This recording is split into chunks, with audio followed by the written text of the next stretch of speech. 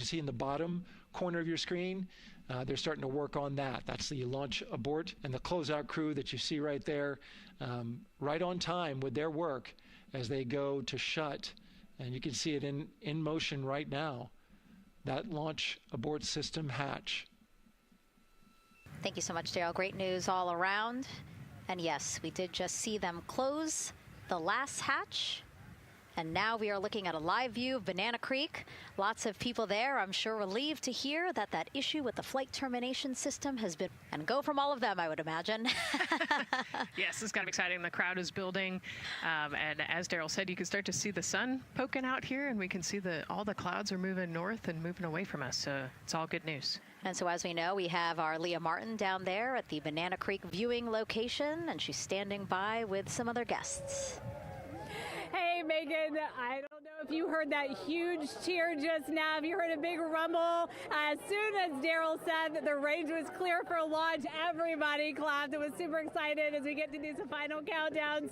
Standing next to me, I have Hudson and Maddox, the son of brothers here. And I asked you a little bit earlier, how excited are you to be here for launch? What did you say? I'm very excited. It's our mom's birthday, and you know. Not a better way to celebrate right now. I asked you on a scale of 1 to 10, how excited are you, would you say? 11. Yeah, 11. I'm very excited. Super excited. Yeah. So, Megan, we've been watching the launch broadcast here and hearing some of the questions that you and Nicole have been asking and answering. And I actually wanted to ask these two kids, if you could take a 10-day trip around the moon and take 3 people with you, who'd you take with you? Well, I'd take my dad and my mom. And I mean, I don't know. Probably my best friend. I'd just say one of my friends, you know. Oh, one of your friends. So brother got left out. Who would you take? That was just what I was thinking. My dad and my mom and my best friend. That's a pretty good answer. Your brother can get his own trip to space, right? Yeah. So I'm actually joined here also by Dad. Now, you were sharing with me that a lot of the work that you've been doing over the last several months has been prepping the launch teams, our engineering teams, our ground systems teams to get ready for launch, to be mindful and to be in this moment. How does it feel to be standing here knowing that the people you've worked so closely with are doing what they're passionate about, or doing what they were born to do, moments away from launching this rocket? I mean, this is an exceptionally happy moment for us and all of us and the people that are, about to take off on this historic trip here. And I'm grateful to know that we've helped in some way, shape, or form to help them stay steady and calm, in such an exciting time within the agency. And so to just be here and witness it and know that, they've got some tools to help them stay calm and steady is everything to us. So. Fantastic. Well, Megan, we are standing by ready to go, and we're ready to cheer this team on. Thanks so much, guys. And yes, Leo, we did hear that cheer. That was very exciting. I think the vibe over there is they're celebrating, they're having fun. And here, once they heard that we're go for launch, everybody had to run back to the camera and work. It's a little bit of a different vibe, but I definitely think that people are excited, especially as we see now live inside of the White Room at the launch pad. The closeout crew has closed the launch abort system hatch. You saw there, we took it live. Took a lot of them, I think all of them, except for one. I think it took 3 or 4 of them to push that hatch door close. And then they felt around the perimeter of the door to make sure that everything was sitting just right. Right, yeah, we talked about how heavy the crew module hatch is. This hatch is just as heavy probably. And so, they're working the closure here. And working those connections, and you can see, there's still 3, 4, 5 people that we can see in the White Room. It takes a lot of people to get these hatches closed and this rocket ready to launch. Mm-hmm. And so the next step in the countdown is that this team will start closing out the White Room. So basically disconnecting things, stowing things, making sure that when they leave, there is nothing that isn't supposed to be there. And really, then at that point, it's just all 4 of the crew member, Victor, Reed, Christina, and Jeremy by themselves at the top of the launch pad. Yeah, and then eventually that crew access arm will move away, and then it'll really just be them up on top of that rocket. Mm-hmm. Yeah, your eyes lit up when I said that. That's exciting. It is. It is. Yeah, we had a moment, we talked a little bit about my fear of heights, but most of our crew is afraid of heights. And so there was a moment where I realized that it was just us, 100 and some odd feet up and No way. no crew access arm. And may or may not have said something that made everybody go, huh. Were you wondering to yourself, how did I get here? We're pretty far up. That crew again bringing that drag-on camera. That camera is a handheld camera that is a live look for teams who are remotely watching these operations closely. Again, verifying that things are as they should be before the crew starts, the closeout crew starts leaving the White Room. You see them checking their procedures. You can see they're covering the ends of those hoses. That's to protect those hoses from FOD. So we don't want any dirt or anything to get into those while we transport them and stow them. So you can see Andre there working to close out the hoses as well while they're cleaning up the White Room. And so they'll tape that close. You just saw number 5 holding some tools. Again, we'll stow those away. You have to account for everything. Obviously, they did have tools out. They did have procedures, paper, notes out. Like all of that has to go.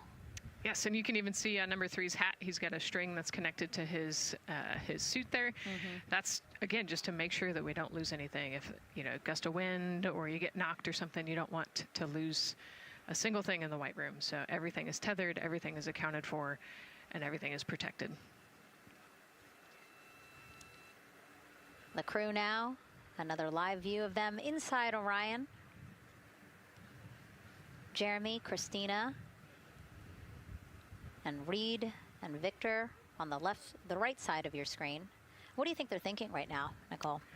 Oh man, just over an hour to launch. There's probably a little bit of a lull right now, monitoring some systems, but you can see Reed's got his feet crossed. So I think just trying to relax and, pass the time by maybe thinking through the items that they're going to monitor through the launch, the different jobs that each of them have throughout the launch. And once they get to orbit, this first day on orbit is actually really busy for them.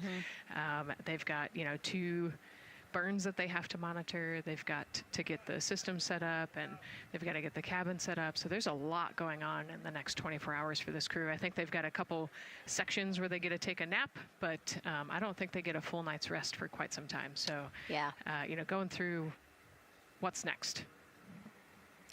And so as we say that, imagine what it would be like to live in a spacecraft for 10 days. Let's take a look at what life will be like in Orion. Artemis II is our first crewed mission back to the moon since the Apollo program. A lot of the focus of Artemis II is really checking out systems to be sure that we're ready and well positioned for continued human exploration. My name is Susan Baggerman, and I'm the Chief Health and Performance Officer for the Orion program and the Artemis II mission. And this is 10 Days in Orion.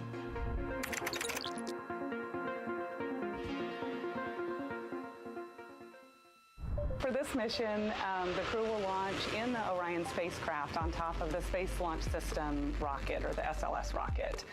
Once they've launched and achieved orbit, they'll continue on checking out many of the different critical Orion systems, check out some of the critical medical systems, and be sure that we understand how the crew would do that successfully within the volume of Orion. We also have, of course, systems to feed the crew. They have a potable water dispenser that they'll check out. And then we also have a food warmer, kind of looks like a suitcase that the crew can use to heat their food. They're also going to check out the flight wheel system. We'll have the crew perform some initial exercises. Part of that is to ensure that the flight wheel is actually working, but part of it is actually to be sure that our environmental control systems are actually working. For sleeping, the crew will sleep in sleeping bags. Some crew members like to be very tightly bound up, and some like to float very free. They'll use the toilet for the first time and be sure that it's able to flush. While they're on their journey, they'll do some testing that they quickly don their suit just to be sure that we would be ready in the future for an emergency. They'll also check out our radiation shelter. If we were to have a solar particle event, we would be asking them to take stowage out of the stowage bay and put it in some specific locations on the vehicle, basically for it to serve as shielding.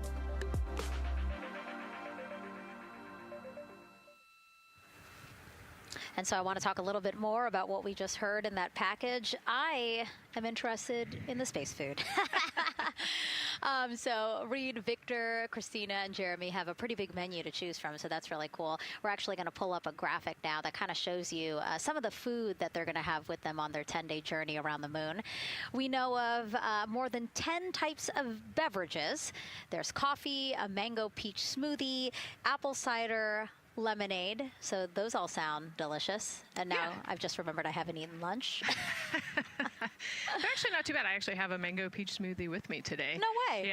Yeah. So you can see they come in these little packets here, but it's just kind of a dried powder that you add water to. So this would actually, you'd add 175 milliliters of water and let it sit for 2 to 5 minutes, and then you can stick a straw in it. You saw in that package they put a straw on the top septum portion there, and then you can drink it. And so this is the packaging. This is food that you brought up with you, or that you had while you were at the ISS. Yes. Yeah. Actually, this is all food that we have available to us on the standard, what we call the standard menu on the space station. And so, actually, the graphic there showed quite a bit of the standard menu that they're going to take with them. So, yeah, let's pull space it back food up, is space actually. food. Yeah, we can use the food that we have been using. You know, our food lab at Johnson Space Center actually creates that food, and then they stabilize it and they package it for us and everything. So they do a really wonderful job out there. We've got different types of food. You know, you can see I've got this is a soup, tomato basil soup, so thermal stabilized. It's already hydrated, so you just throw it in that food warmer that we talked about, and then you can eat it. But then we also I have some shrimp cocktail here that's, you know, irradiated, so it's in a package that protects it. I'll show you. I've got a brownie too. That's probably my favorite one. But are we eating it? We might, if you're. Yes. Look, see, they want us to eat. I don't know what happened, but it worked out with what we were saying here. So it's in an outer package to help protect it against, you know, radiation, and then it's in this inner package. And so this cosmic brownie, actually the trick, Anne McLean, my crewmate, taught me, the trick is you got to put this in the food warmer and get it nice and warm. Ooh. And then you can get it. But so what we do is we just take scissors and you open it up, and then it comes right out. So these brownies are nice because they don't have a ton of crumbs, and so you can actually just eat it pretty easily in space. You know, if you imagine, that would not happen in space. It would not fall. But yeah, so we've got all sorts of things that you can actually eat. The menu's pretty good and pretty diverse on the space station, and then as you saw, pretty diverse for Orion. Nice. Yeah, that's amazing. And again, here's a look at the crowd that's starting to continue to grow here as we get closer and closer to launch. We are now under an hour from the opening of our 2-hour launch window at 6:24 p.m. Eastern Time. And so let's take some questions from social media. We haven't taken some of those for a while. You put that brownie away, Nicole, or I'm going to steal it. Nicole, we have another celebrity who submitted a question. Let's take a look. Okay. A quick question for the Artemis crew. What food from Earth would you bring with you into space? And why would it be lasagna? Because that's the greatest food. Again, not really a question. Yeah. Because he was like, it's lasagna. It's got to be lasagna. You know, there is lasagna on Space Station, and it wasn't too bad. Probably not my favorite food of all, but yeah, lasagna's not a bad option. It's a high-calorie meal. If you're trying to, you know, carb load for a spacewalk or something, it's a great option. Yeah, I remember Christina saying that her favorite food on the menu, and actually, she was saying that she was getting in trouble because people kept on saying, you can't eat mac and cheese every day, Christina. You know, we mentioned the mac and cheese and brisket earlier. Man, I would put those two on a tortilla. That would be great. That sounds delicious, delicious. Well, thank you so much, everyone, for sending in those questions. For everyone from a 5-year-old that we got a question from to all the way to Roy Woods Jr. there, a comedian. So thank you so much. And if you're just joining us, welcome to the Space Coast of Florida, where we are counting down to liftoff of Artemis 2. You see a beautiful aerial shot there of our rocket on the pad. For the first time in more than 50 years, we are sending humans to fly around the moon and back, and we're taking you all of you with us on this next chapter of human spaceflight. I'm NASA's Megan Cruz, and this is NASA astronaut Nicole Ayers. Great to have you here, Nicole. Yes, this has been a beautiful day. Excited. We're continuing to march towards this launch. Yeah, and if all goes as planned, this crew could travel farther from Earth than any other humans before them and see parts of the moon no one has ever laid eyes on. How exciting. Yes. Exciting is an understatement, I think. That's true. We're going to see the far side of the moon for the first time by humans in a long time. It's important. And as the crowd again builds behind us, more activity that you're seeing here at the Kennedy Space Center press site. We also have a ton of people gathering around the world to watch this history-making moment. So let's take a look at those watch parties now. Oh. That crowd has grown.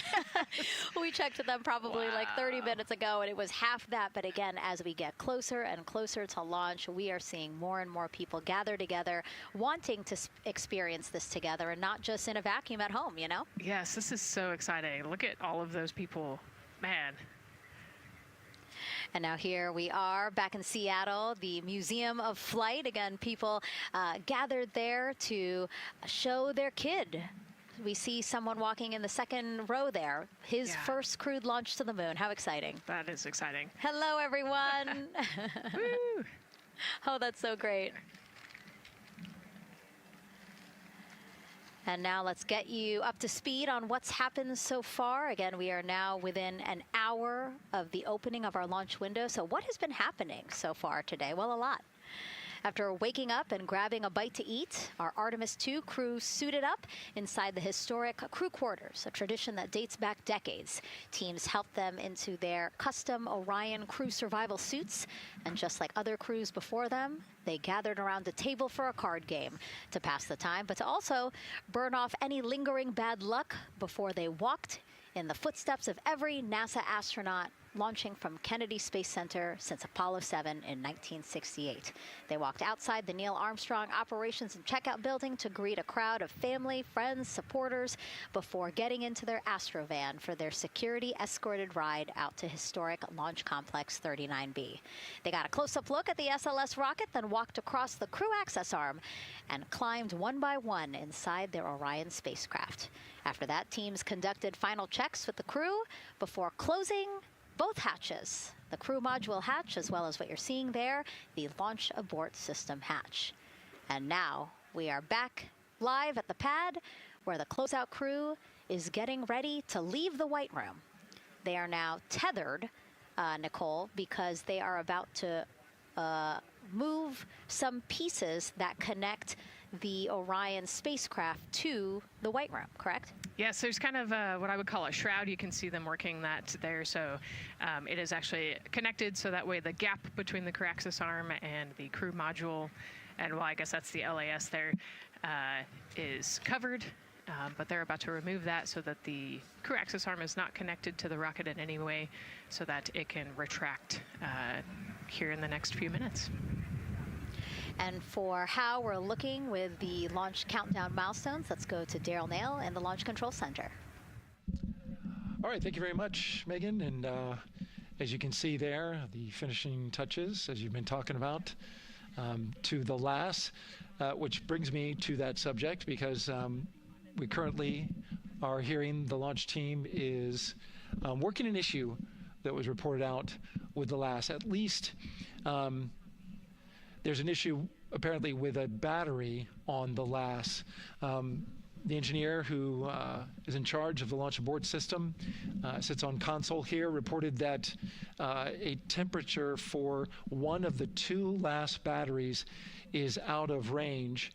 And although it's not a constraint for launch right now, it would be when that temperature is checked inside of T-minus 6 minutes, which is inside of terminal count. So right now, the team is working some troubleshooting on this issue. Going to follow, of course, along closely with what they learn. But again, a battery temp for one of the two batteries on the LAS is out of spec, and the team is working to understand, first of all, whether or not this may be a sensor issue or is there an issue with the battery itself? So again, looking into it, troubleshooting and researching as we speak. With regards to the weather, we did get some good news there. Launch Weather Officer Mark Berger reporting to the launch director that the weather chances have now improved for the window. We are up to 90% go, which is great news. Again, 90% go. That is up from the 80% that we started when we had the first weather forecast come out officially 3 days ago. And so that is great. And for anybody who's here in the launch area knows that is certainly viewable. They can see that by just looking up. So we're getting some good clearing as forecast. And then just a reminder for those people who are watching the launch from the nearby area that if you're watching on an internet-enabled device, just remember that there may be a little bit of a delay. Can't tell you how much of a delay, but since it's on an internet device, sometimes this broadcast might be a little behind what you're actually seeing. So just keep that in mind as you are watching. Don't wait to the last second to run outside if you're inside your RV or your camper or your house. That's the latest here from the firing room. Of course, we'll keep track of that last battery issue. We'll send it back now to Megan and Nicole at the host desk. Two of them there had to be tethered to the inside of the white room, because obviously now we have detached the white room from the Orion spacecraft. Yes, that view is quite something. Yeah, spectacular. Yep. Oh, no, I'm sorry. I forgot. Nicole's scared of heights. An astronaut afraid of heights is actually not uncommon, as we've learned today. But yes, so obviously, again, things proceeding as we march closer to the opening of our 2-hour launch window at 6:24 p.m. Eastern Time. Again, the closeout crew just finishing up those last couple of things they have to do before leaving the white room and then leaving the pad, leaving only the 4 Artemis II crew members inside the spacecraft by themselves at the pad. Yeah, and then we'll be curious to follow the battery issue on the LAS as well. I think sometimes it's just a sensor issue, sometimes it's a battery issue. So hopefully they figure that out quickly. Mm-hmm. And so if we can take a shot of the crew inside the capsule, if one's available, why don't we talk a little bit more about each of them? So we have Artemis II Commander Reed Wiseman, Baltimore native, and he's actually, you see his feet in that shot there from inside Orion. He's been in space once before as flight engineer for Expedition 41 aboard the International Space Station from May through November 2014.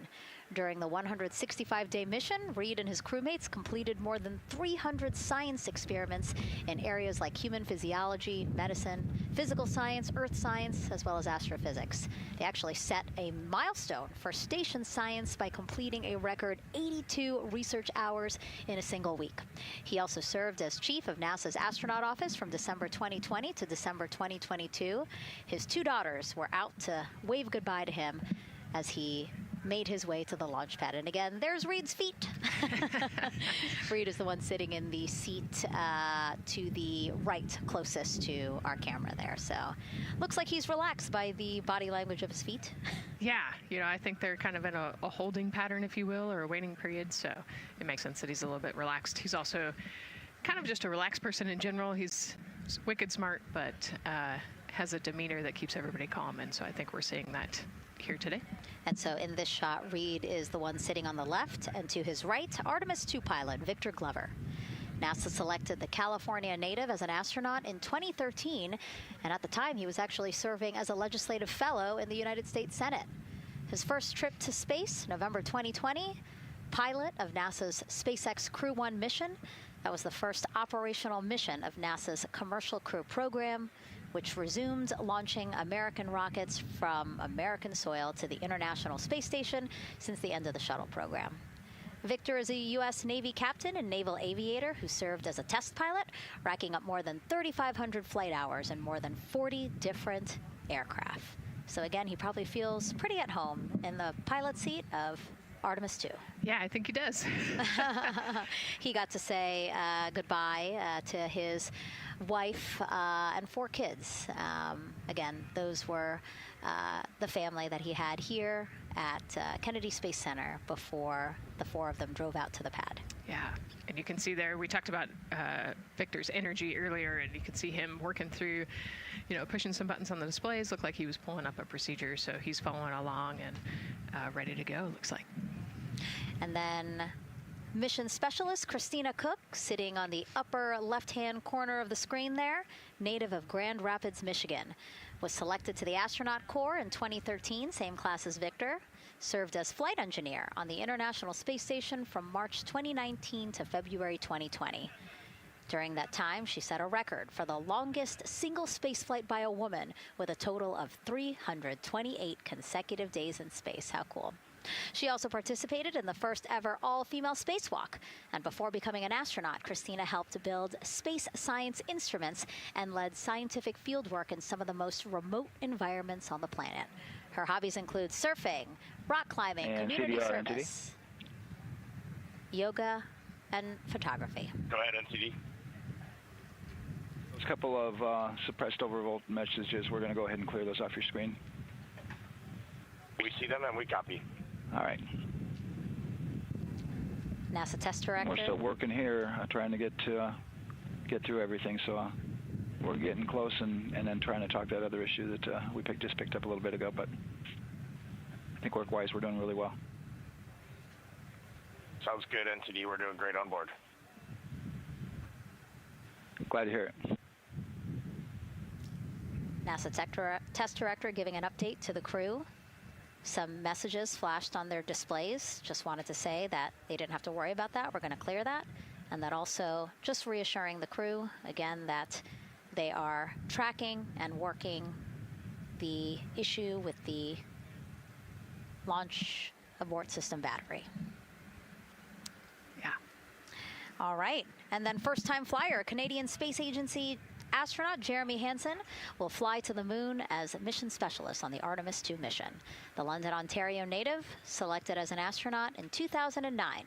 After that, he worked as Capcom at NASA's Mission Control Center in Houston.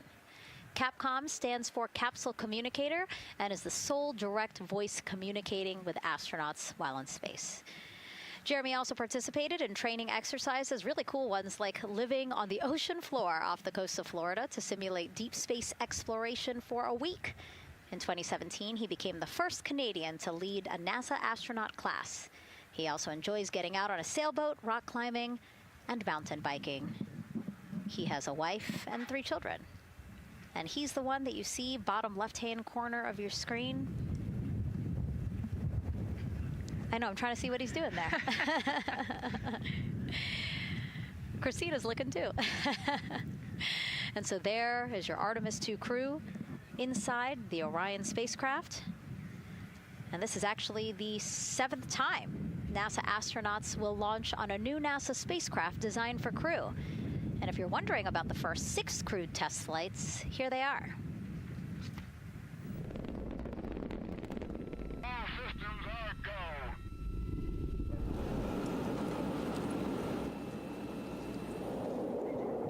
Gemini 3, Gus Grissom, John Young, March 23, 1965.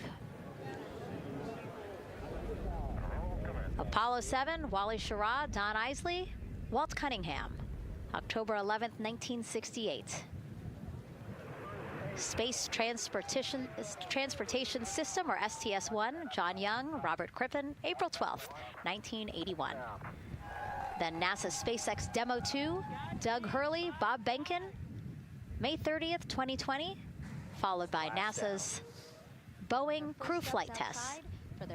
Butch Wilmore, Sonny Williams, June 5th, 2024. And now, Artemis 2 with Reed, Victor, Christina, and Jeremy. It is really surprising, honestly, to hear that through all these decades, through all these launches we've had, this is only our 7th new vehicle that we're testing for crew.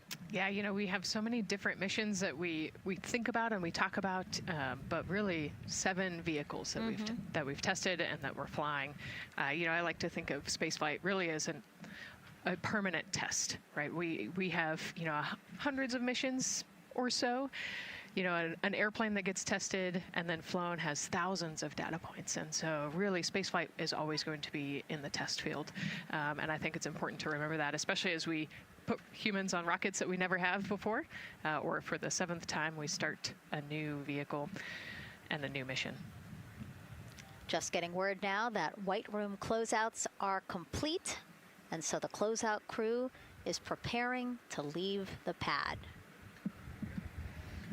It's exciting stuff. We are making good time, and the closeout crew is doing really well. 41 minutes, 43 seconds and counting until the opening of our window. And Artemis 2 is a 10-day mission that will send the 4-person crew on a journey around the moon and back to Earth. It will be a critical step towards future lunar and Mars missions.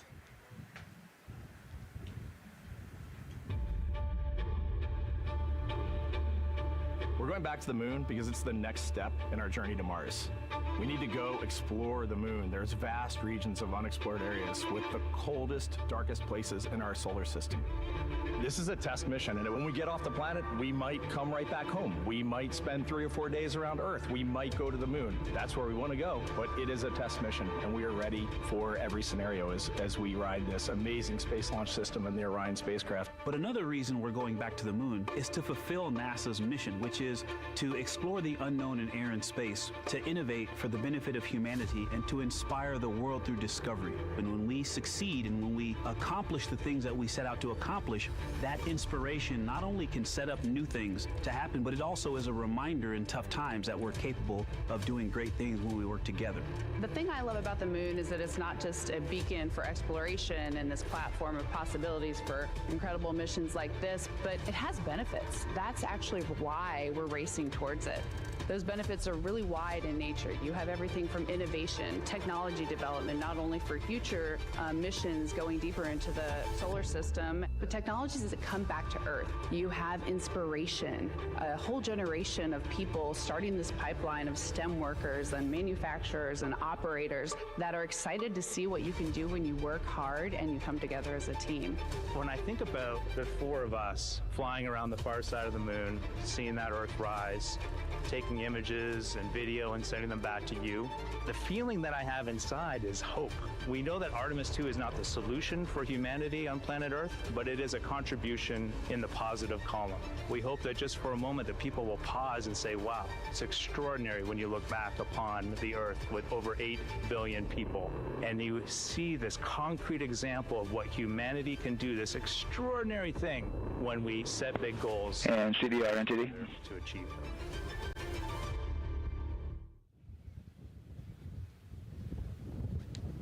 And so Mission Control Houston will control the flight of Orion after a liftoff here at Kennedy Space Center. Here's Gary Jordan, who's embedded with that team. Gary, you might have to pause because we did just hear a call out to the commander